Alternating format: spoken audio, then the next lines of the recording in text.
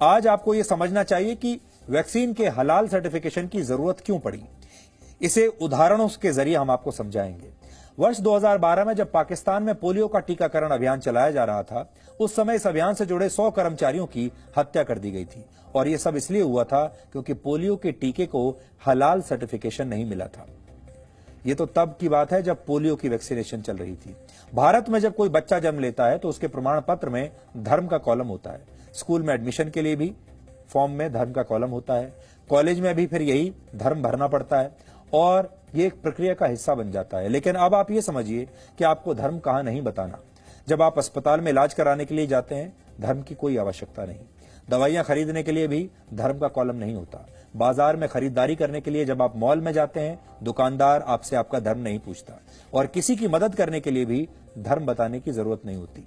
ये दुर्भाग्यपूर्ण है। कुछ लोग इन चीजों में भी धर्म का कॉलम जोड़ देते हैं और इसके नाम पर लोगों को डराते हैं।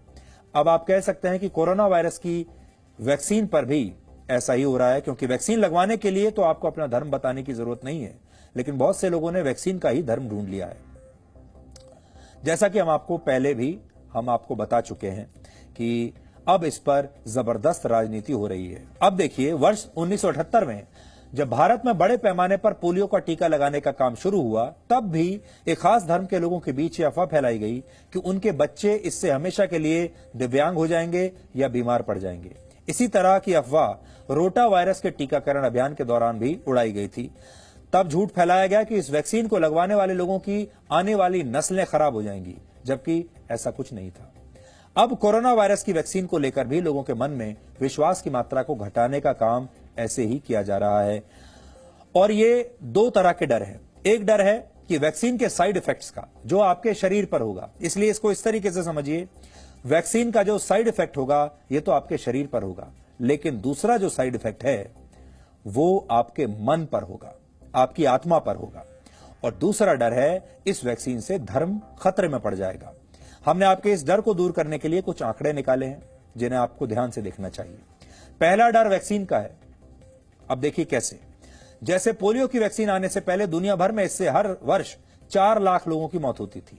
जब वैक्सीन आ गई, अब इससे सिर्फ 22 लोगों की मौत होती है हर साल, और यह वैक्सीन की वजह से ही संभव हुआ। इसी तरह टेटनस की वैक्सीन आने से पहले हर साल 2 लाख लोगों की मौत होती थी और अब सिर्फ 25,000 लोग मरते हैं।